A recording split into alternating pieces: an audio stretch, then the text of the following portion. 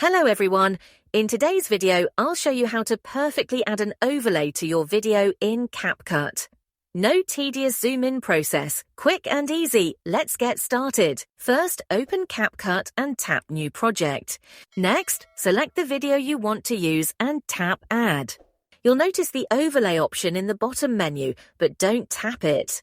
Instead, look at the timeline where your video is displayed and find the small plus icon on the right. Tap it.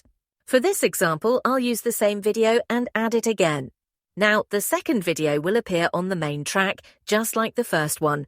To perfectly adjust the overlay, tap on the second video. In the bottom menu, scroll to the right until you find the overlay option. Once you find it, tap it and position the overlay wherever you want. I'll place my overlay at the 3rd second and add some animation, but feel free to customize it as you like. And that's it. If you enjoyed the video, don't forget to like and subscribe. Thanks for watching.